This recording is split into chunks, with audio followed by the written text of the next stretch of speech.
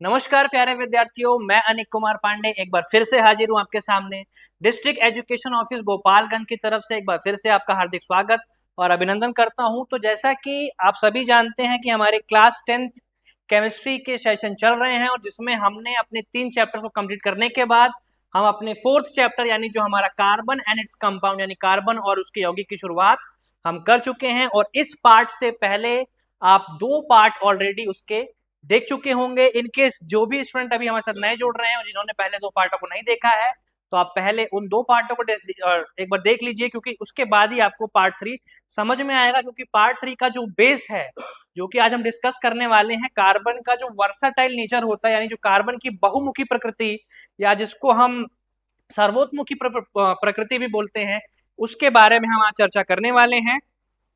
तो इसको समझने से पहले जो हमने अपनी पिछली 2 क्लासों में कार्बन में पाए जाने वाले सहसंयोजी आबंध और जो कार्बन के अपरूप जो हमने डिस्कस किए हैं, आप पहले उनके बारे में जरूर जान लें, तभी आपको कार्बन के जो वर्सटाइल नेचर है उसके बारे में समझ आएगा। तो चलिए बिना समय को बर्बाद करें, आज की क्लास शुरुआत करते हैं। और हम कार्बन के अपरूपों तक हम ये डिस्कस कर चुके हैं, आज हमें यहाँ से शुरुआत करनी है।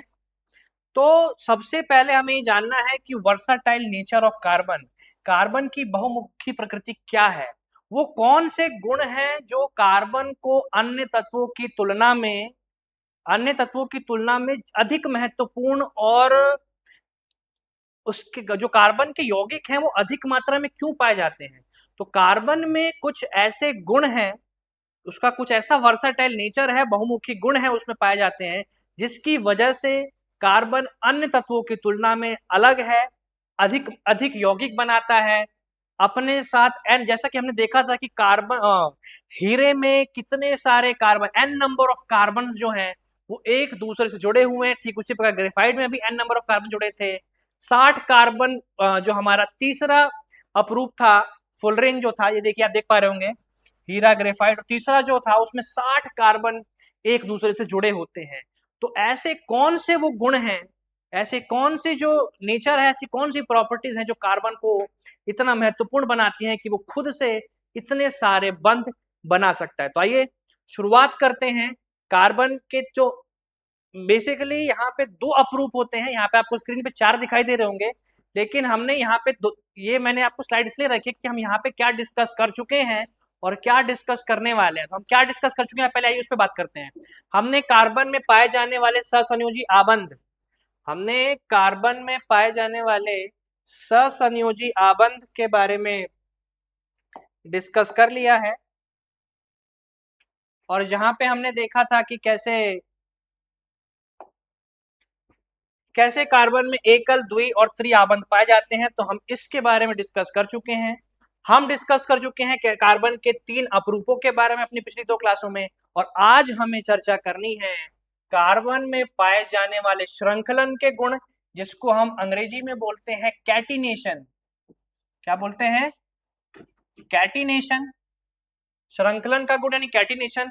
और वहीं दूसरी तरफ जो कार्बन का दूसरा वर्साटाइल नेचर है, पहला तो कैटिनेशन और श्रृंखलन हो गया, वहीं दूसरी तरफ जो इसका दूसरा वर्साटाइल नेचर है, दूसरी इसकी बहुमुखी या सर्वोत्मुखी प्रकृति है, वो है चतुसंयोजकता, जिसको हम इंग्लिश में बोलते हैं टेट्रावैलेंसी।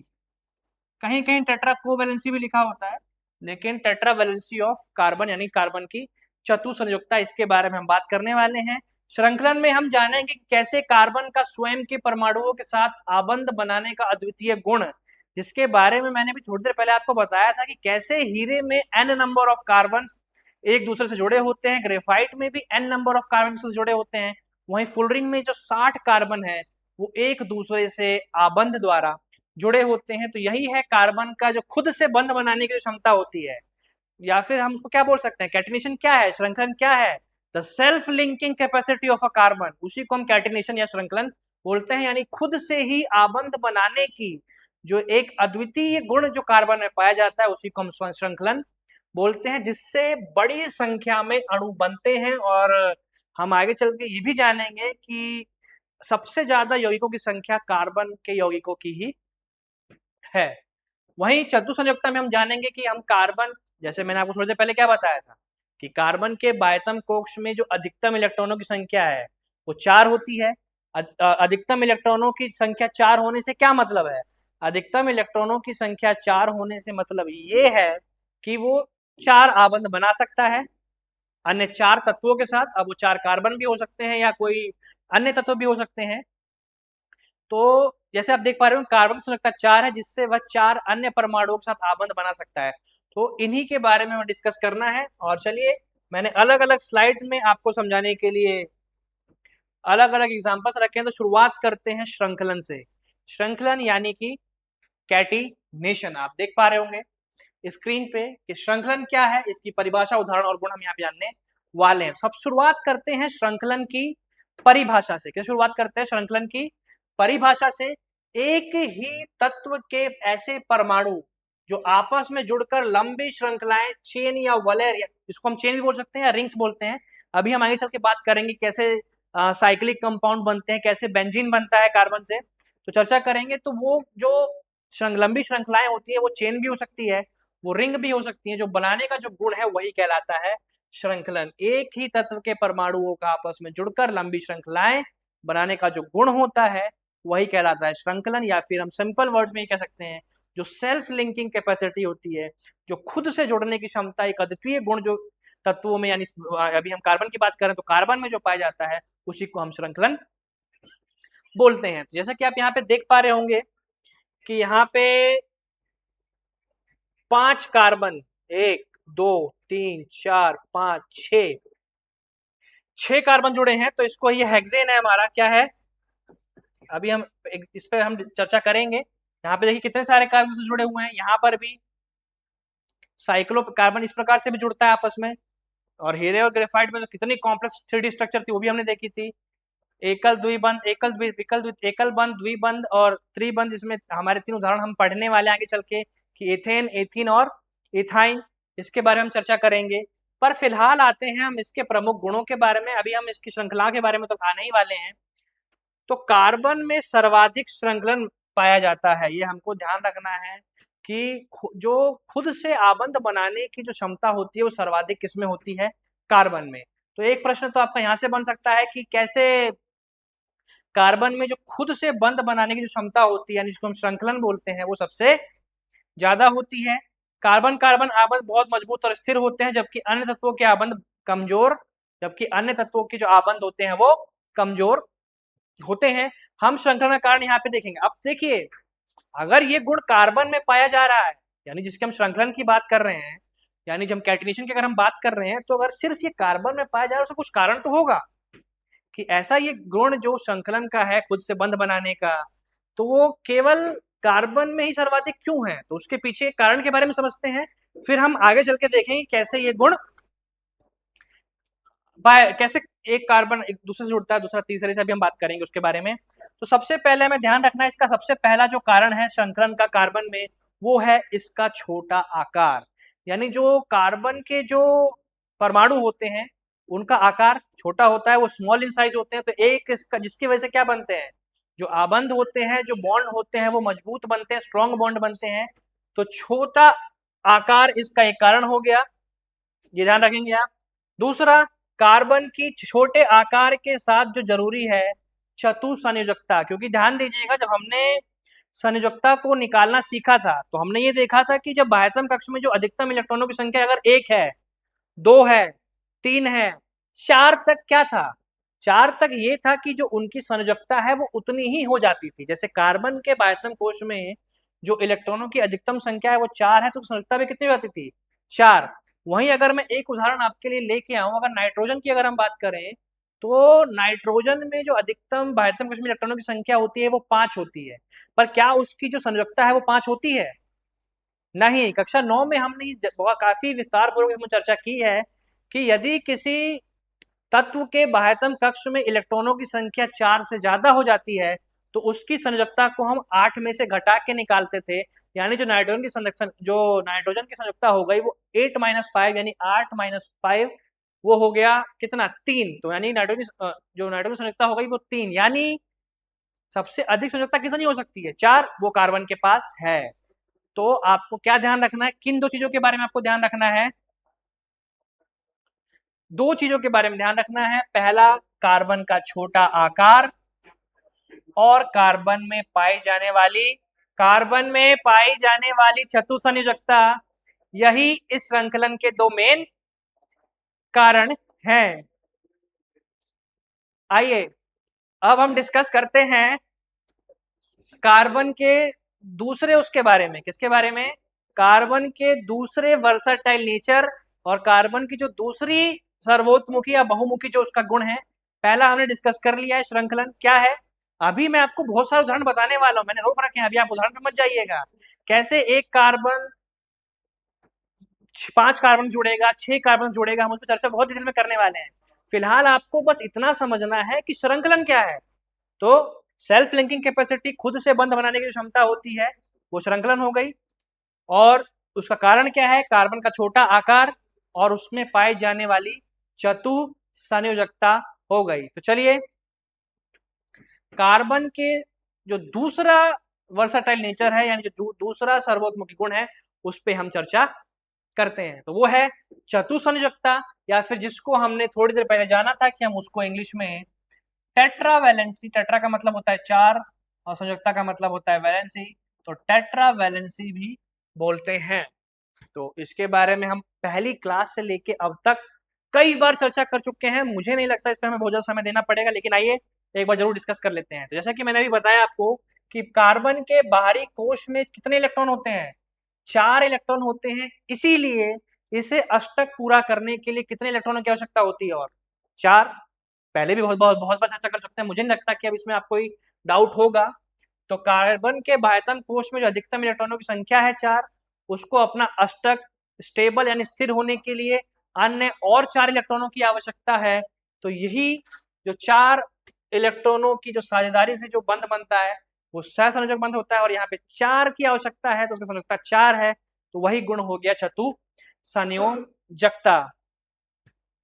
अब और सिंपल, अगर साधारण शब्दों में अगर हम चतुसंयोजकता की अगर बात करें या टेट्रावैलेंसी की बात करें, तो अगर हम उसको एक लाइन में बोलना चाहें, तो जो 4 बंध बनाने की क्षमता होती है, यानी जो कैपेसिटी टू फॉर्म 4 बॉन्ड, यानी जो 4 बॉन्ड बनाने की, यानी 4 आबंध को बनाने की जो क्षमता है, उसी को हम बोल सकते हैं चतुसंयोजकता। आप यहाँ पे उदाहरण देख पा रहे होंगे कैसे मीथेन में, और मीथेन का तो आज की क्लास की जब मैंने पिछली क्लास में जब मैंने मीथेन की स्ट्रक्चर आपको बताई थी, पहली क्लास में ही बताई थी, फर्स्ट पार्ट में भी सेकंड पार्ट में भी, तो वहाँ पे हमने देखा था कैसे मीथेन में कार्बन 4 बंध बना रहा है। तो ये हम ऑलरेडी डिस्कस कर चुके हैं। यहाँ पे आप इथेन में भी देख पा रहे होंगे, यहाँ पे 2 कार्बन की मौजूदगी है, और दोनों ने कितने बंध बनाए हैं? अगर हम कार्बन नंबर, इनको नंबरिंग कर दें, यह है कार्बन नंबर 1, यह है कार्बन नंबर 2, तो यहाँ पे क्या कितनी संख्या है बंधों की? 1 2 3 4। यहाँ पे भी कार्बन के 4 बंध हैं। आइए कार्बन नंबर 2 की बात करते हैं। 1 2 3 4। तो आप यहाँ पे देख रहे हैं कार्बन ने कितने बंध बनाए हैं? 4 ही बंध बनाए हैं। अब क्या जरूरी है कि वो चारों एकल बंध ही हो? बिल्कुल नहीं, ऐसा जरूरी नहीं है। कार्बन 4 बंध बनाएगा, ये तो कंफर्म है, लेकिन वो चारों ही एकल बंध यानी कि सिंगल बॉन्ड हो, ऐसा बिल्कुल जरूरी नहीं है। आइए कुछ ऐसे उदाहरण भी देखते हैं जहां पे कार्बन में द्विबंध या त्रिबंध भी पाए जाते हैं। बंध बनेंगे 4, यानी जो टोटल नंबर ऑफ बॉन्ड्स होगा, यानी जो बंधों की कुल संख्या होगी, वो तो हमारी 4 ही होने वाली है, लेकिन वो चारों एकल हो ऐसा जरूरी नहीं है। तो आइए देखते हैं दूसरा उदाहरण, जो पे आप देख पा रहे होंगे एथीन का है, जिसका केमिकल फॉर्मूला C2H4 होता है। अभी देखिए, मुझे हो सकता है कि आपके मन में डाउट हो कि ये एथेन क्या है, एथीन क्या है, एथाइन क्या है। उस पे हम बात करेंगे, आज ही की क्लास में करेंगे। फिलहाल आप बंध पे आइए कि कैसे कार्बन 4 बंध बना रहा है, आपको इनकी स्ट्रक्चर से बस वो देखना है। बाकी एथेन, एथीन, इथाइन क्या है, इनमें क्या अंतर होता है, मैं आपको बहुत ही आसानी से समझाऊंगा अभी आने वाली स्लाइड्स में। तो फिलहाल आप देखिए यहाँ पे 2 कार्बन मौजूद है, हम नंबरिंग कर देते हैं कार्बन की।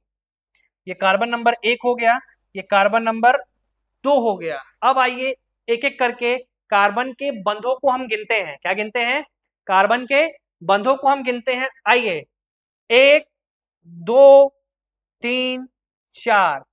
द्विबंध को हम 2 गिनेंगे ना, क्योंकि वो 4 इलेक्ट्रॉन सहसंयोजक से बन रहा है, हमने डिस्कस किया है। इसीलिए मैंने आपको बोला था कि सहसंयोजी आबंध के बारे में समझना कितना जरूरी है, क्योंकि द्विबंध में जो अधिकतम इलेक्ट्रॉनों की संख्या वो 4 होती है, यानी हम उसको काउंट करेंगे 2 बंध बन रहे हैं वहां पे।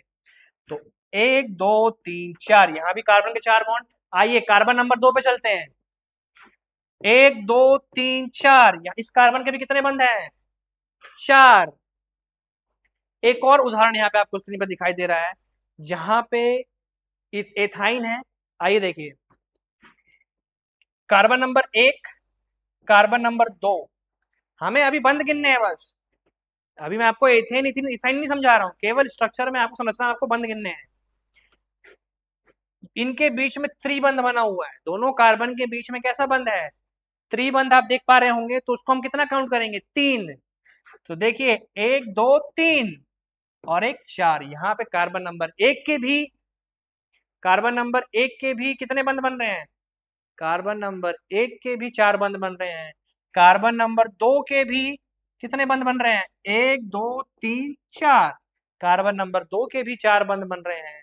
तो कुल मिला जुला के यहाँ पे जो हमारा जो निष्कर्ष यानी जो कंक्लूजन निकल रहा है, वो यही यहाँ पे आप हाईलाइट किया हुआ है। आप यहाँ पे देख रहे हैं, एक बार फिर से मैं हाईलाइट कर देता हूँ कि जो 4 बंध बनाने की क्षमता होती है, उसी को हम चतुसंयोजकता बोलते हैं। किसी भी परिस्थिति में कार्बन अधिकतम 4 बंध ही बना सकता है। अब हो सकता है कि वो चारों एकल आबंध हो सकता है उसमें एकल बंध के साथ द्वि आबंध भी हो सकता है कि उसमें त्रि आबंध के साथ एकल बंध भी हो। तो ये चीज आपको ध्यान रखनी है। ये थी बात किसके बारे में? कार्बन की चतुसंयोजकता के बारे में। तो उम्मीद है कि जो शुरुआत आज हमने की है, ये जो हमारी आज की पहली स्लाइड थी, जिसमें हमने देखा था कि हम कार्बन के वर्साटाइल नेचर, यानी जो कार्बन का वर्साटाइल नेचर है, उसकी जो बहुमुखी प्रकृति है, सर्वोत्मुखी प्रकृति है, उसमें जो श्रृंखलन है वो मैं आपको समझा पाया हूँगा। जो उसकी चतुसंयोजकता है वो मैं आपको समझा पाया हूँगा। आशा करता हूँ कि आपको समझ में आया होगा। इन केस कोई भी डाउट रह गया आपको, तो आप जो पिछले 15 मिनट थे हमारे, आप उसको एक बार दोबारा देखिए, क्योंकि जैसे जैसे अब ये चैप्टर आगे बढ़ने वाला है, देखिए ये ऑर्गेनिक केमिस्ट्री का पार्ट है, तो बच्चों को बहुत डर लगता है क्लास 10th में। मतलब अगर एक सर्वे में अगर देखा जाए कि अगर बच्चों से पूछा जाए, तो अधिकतम बच्चों को जो डर होता है केमिस्ट्री में, वो इस चैप्टर में होता है। और उसके पीछे का कारण ये है कि आपको जो बेसिक कॉन्सेप्ट्स हैं, जो बिल्कुल बेसिक चीजें, जैसे क्या कार्बन में सहसंयोजी आबंध, सहसंयोजी आबंध कैसे बनता है, कोवेलेंट बॉन्ड कैसे बनता है, इसके बारे में आपको पता होना चाहिए। उसके बाद आपको श्रृंखलन और चतुसंयोजकता यानी कैटिनेशन और जो टेट्रावैलेंसी है, इसके बारे में आपको पता होना चाहिए। तो उम्मीद है कि आज जो अभी तक हमारी जितनी भी क्लास हुई है 15 16 मिनट की, उसमें आप ये देख पा रहे होंगे। और नहीं, इनकेस कोई भी डाउट हो जाए, आप दोबारा वीडियो को रिप्ले कर सकते हैं। चलिए बिना समय को बर्बाद करते हुए चलते हैं अपने अगले टॉपिक की तरफ, जो इसी का एक्सटेंशन है जो अभी तक हमने डिस्कस किया है कार्बन के नेचर के बारे में। तो यहीं से जो हमने कार्बन के वर्साटाइल नेचर यानी जो सर्वोत्मुखी बहुमुखी जो गुण थे, उसको डिस्कस किया है, वहीं से निकल कर आता है हमारा अगला टॉपिक, जो है संतृप्त और असंतृप्त हाइड्रोकार्बन।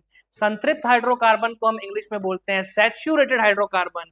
वहीं दूसरी तरफ हम असंतृप्त हाइड्रोकार्बन को इंग्लिश में बोलते हैं अनसैचुरेटेड हाइड्रोकार्बन। तो सबसे पहला हमारा सवाल है कि इनमें अंतर क्या है। कब हम बोलेंगे कि ये संतृप्त हाइड्रोकार्बन है और कब हम बोलेंगे कि ये असंतृप्त हाइड्रोकार्बन है। तो आइए बिना समय को बर्बाद किए आइए देखते हैं कि जो हमारा संतृप्त हाइड्रोकार्बन है वो क्या है, यानी जिसको हम सैचुरेटेड हाइड्रोकार्बन बोलते हैं। तो ध्यान से आइए पहले परिभाषा देख लेते हैं कि वे हाइड्रोकार्बन जिनमें कार्बन परमाणुओं के बीच केवल एकल आबंध, ध्यान दीजिएगा, केवल एकल आबंध। तो ध्यान से देखिए, वे हाइड्रोकार्बन, सबसे पहले बात हाइड्रोकार्बन क्या है वो समझ लीजिए कि जो हाइड्रोजन और कार्बन से मिलके जो हाइड्रोजन और कार्बन से मिलके जो यौगिक हमारे पास बनते हैं, उसी को हम क्या बोलते हैं? उसी को हम बोलते हैं हाइड्रोकार्बन। तो वे हाइड्रोकार्बन जिनमें कार्बन परमाणुओं के बीच केवल एकल आबंध यानी सिंगल बॉन्ड पाया जाएगा, उसी को हम बोलेंगे क्या? संतृप्त हाइड्रोकार्बन। यानी डिफरेंस क्लियर है? जहां केवल एकल बंध है वही आपका संतृप्त है। आइए साथ ही साथ उदाहरण को डिस्कस करने से पहले, उदाहरणों के बारे में जानने से पहले, दोनों की परिभाषाओं में तुलना कर लेते हैं, कंपेयर कर लेते हैं कि क्या इनमें। तो आइए देखिए, वे असंतृप्त हाइड्रोकार्बन की परिभाषा हम देखने जा रहे हैं। तो वे हाइड्रोकार्बन जिनमें कार्बन परमाणुओं के बीच द्विआबंध या त्रिआबंध, ध्यान रखना है, द्विआबंध होगा तो भी वो असंतृप्त यानी अनसैचुरेटेड हाइड्रोकार्बन है। त्रिआबंध होगा, त्रिबंध होगा यहाँ पे, या फिर त्रिआबंध लिखा होगा यहाँ पे, द्विआबंध बोलिए या त्रिआबंध बोलिए, दोनों ही केस में वो क्या होगा, असंतृप्त हाइड्रोकार्बन होगा, यानी कि अनसैचुरेटेड हाइड्रोकार्बन होगा। तो आइए फटाफट एक क्विक रिकैप देखते हैं कि अभी जो हमने संतृप्त और असंतृप्त हाइड्रोकार्बन के बारे में जाना है, मेन क्या है हमने पढ़ा, उसमें क्या अंतर देखा है, उसमें हमने अंतर यही देखा है कि अगर एकल बंध होगा, कार्बन कार्बन के परमाणुओं के बीच अगर केवल एकल बंध है तो वो संतृप्त हाइड्रोकार्बन यानी सैचुरेटेड हाइड्रोकार्बन होगा। वहीं अगर हम दूसरी तरफ अगर कार्बन का के परमाणुओं के बीच यानी कार्बन और कार्बन के परमाणुओं के बीच अगर द्विआबंध है, त्रिआबंध है, तो वो कैसा हाइड्रोकार्बन होगा, असंतृप्त हाइड्रोकार्बन होगा, यानी कि अनसैचुरेटेड हाइड्रोकार्बन होगा। तो ये तो रही परिभाषा। अब आइए इनके उदाहरण, इनके सामान्य सूत्र पे हम विस्तार पूर्वक चर्चा अब हम करने जा रहे हैं। तो देखिए आप यहाँ पे देख पा रहे होंगे कुछ उदाहरण यहाँ पे दे रखे हैं। किसके किसके कुछ उदाहरण दे रखे हैं। आइए पहले हम 3 उदाहरण देखते हैं संतृप्त हाइड्रोकार्बन के यानी कि सैचुरेटेड हाइड्रोकार्बन के। आप यहाँ पे देख पा रहे होंगे जो मीथेन, जो इस परिवार का, जिसको हम एल्केन परिवार, क्या है एल्केन परिवार, अभी हम बात करेंगे उस बारे में।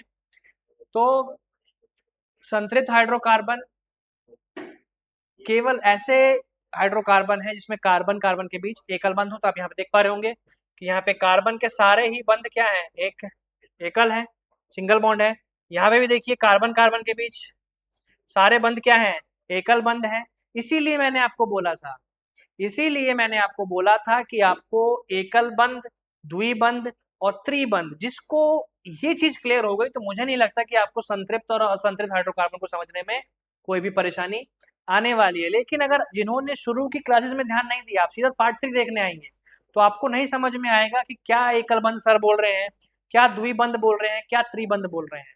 तो इसीलिए मैं बोलूंगा कि जिन्होंने अभी भी अगर प्रीवियस क्लासेस नहीं देखी है, जो कि हमारा पार्ट 1 और पार्ट 2 था, तो आप पार्ट 3 को नहीं समझ पाएंगे, क्योंकि इसके जो बेसिक्स थे वो हमने पिछले 2 पार्ट में डिस्कस कर लिए। आप यहाँ पे देख पा रहे होंगे कि यहाँ पे 4 C4H10 होगा, यहाँ पे प्रोपेन होगा, C4H10 होगा। यहाँ पे 4 कार्बन सिंगल बंध से जुड़े हुए हैं। चारों कार्बन के बीच में कैसा बंध है, सिंगल एकल बंध है।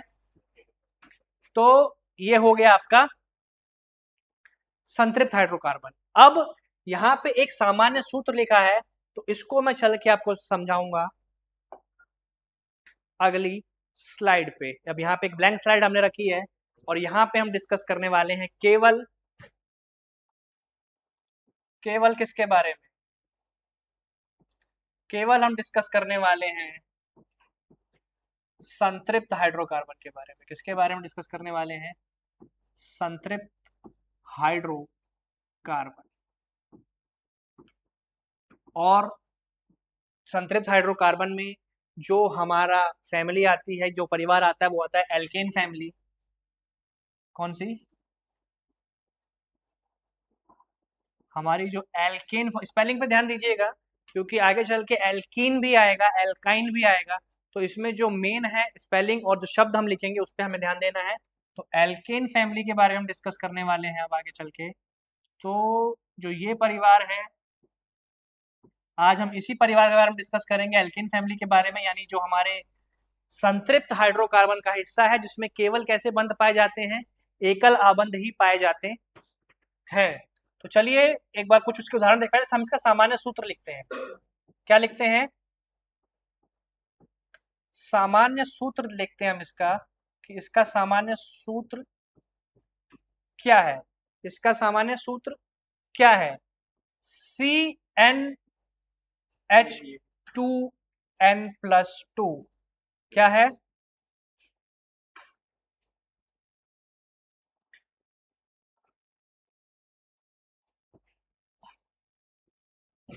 ये देखिए, ये है इसका सामान्य सूत्र। एल्केन फैमिली का जो सबसे सामान्य सूत्र है वो है CnH2n+2। अब इसका इसमें क्या मतलब है? C कार्बन के परमाणु को प्रतिनिधित्व कर रहा है, उसको रिप्रेजेंट कर रहा है। H जो है वो हाइड्रोजन के परमाणु का रिप्रेजेंट कर रहा है, उसका प्रतिनिधित्व कर रहा है। लेकिन N क्या है? ये नंबर ऑफ कार्बन है। तो आइए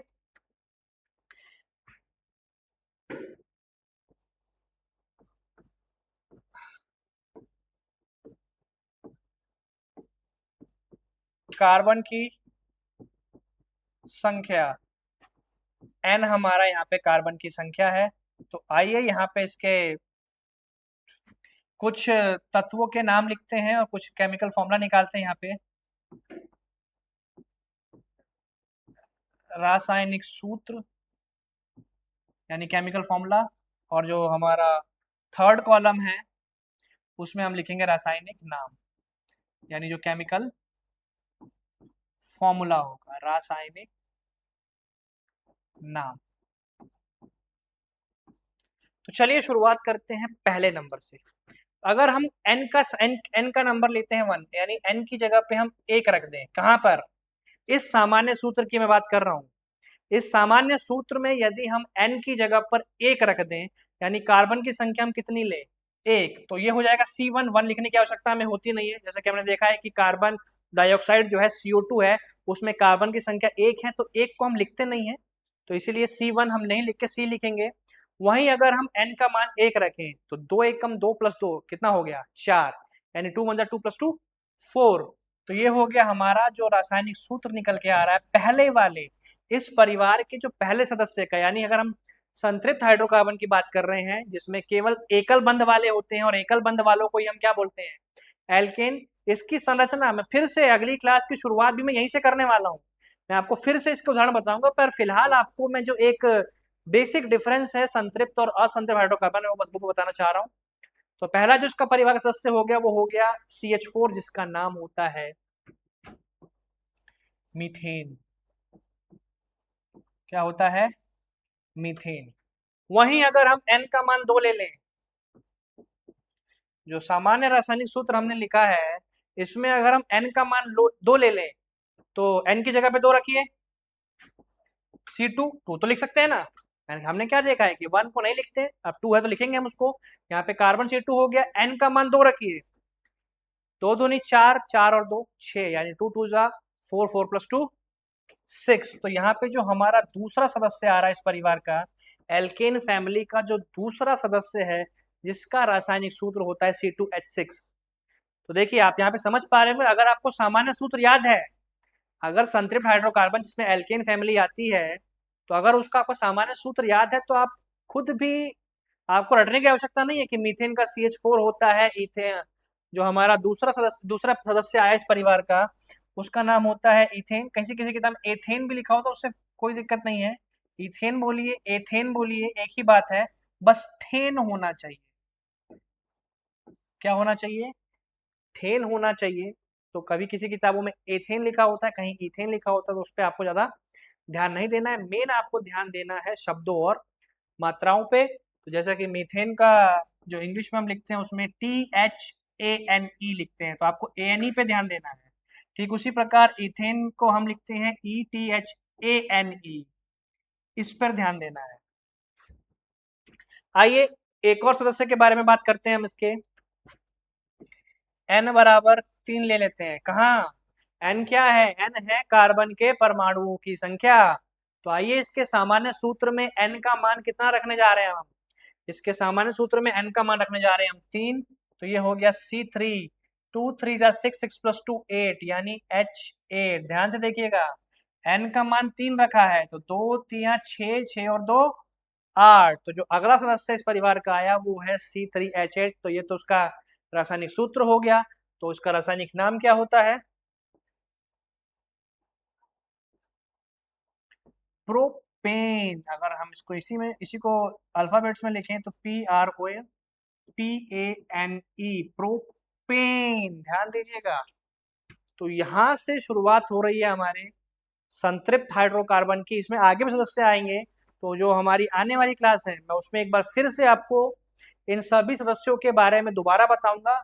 और कैसे इनके रासायनिक सूत्र से, कैसे इनके सामान्य सूत्र से इनके रासायनिक सूत्र को निकाला जा सकता है। तो हमने 3 सदस्यों के बारे में देख लिया, मीथेन, एथेन और प्रोपेन के बारे में। इसके आगे ब्यूटेन आता है, फिर पेंटेन आता है, हेक्सेन आता है, हेप्टेन आता है, ऑक्टेन आता है, नोनेन आता है, डीकेन आता है, अनडीकेन आता है, दो डीकेन आता है। तो यहाँ पे फर्दर चलते हैं, लेकिन कहाँ तक आपको समझना है, कहाँ तक आपको याद रखना है, वो भी आपको बताया जाएगा। आपको कोई यहाँ पे 50-100 तक याद रखने की आवश्यकता नहीं है। आपके सिलेबस के अकॉर्डिंग आपको जितनी भी रासायनिक सूत्रों के बारे में, रसायन नाम के बारे में जानना होगा, वो आपको जरूर बताए जाएंगे। तो हमने आज शुरुआत कर दी है किसकी, संतृप्त और असंतृप्त हाइड्रोकार्बन की, और जहां पे हमने एक आइडिया ले लिया है। मैं फिर से आपको कह रहा हूं कि जब मैं अगली क्लास में आऊंगा, मैं एक बार फिर से आपको संतृप्त और असंतृप्त हाइड्रोकार्बन से शुरुआत जरूर करूंगा, यहीं से बताने वाला हूं आपको अगली क्लास में भी।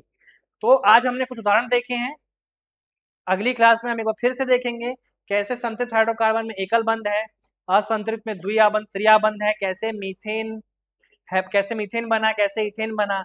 आगे चल के हम ये भी देखेंगे कि एक जैसे 3 नाम आने वाले हैं, इथेन, इथीन, इथाइन, इन तीनों में क्या अंतर है, वो भी हम आने वाली क्लास में डिस्कस करेंगे। तो अभी यहीं तक रखते हैं। उम्मीद, याद रखिए पिछला रिवाइज करते रहिए, जो भी हमारे 3 पार्ट है। पार्ट 4 पे जाने से पहले आप पहले, क्योंकि जो अगला पार्ट आने वाला है, देखिए लेवल धीरे धीरे बढ़ने वाला है, तो जब हम अगले पार्ट पे आएंगे तो उम्मीद आशा करता हूँ कि आप पार्ट 1, पार्ट 2 और पार्ट 3 तीनों को ही देखकर आएंगे। तब तक के लिए अपना बहुत ध्यान रखिए। धन्यवाद।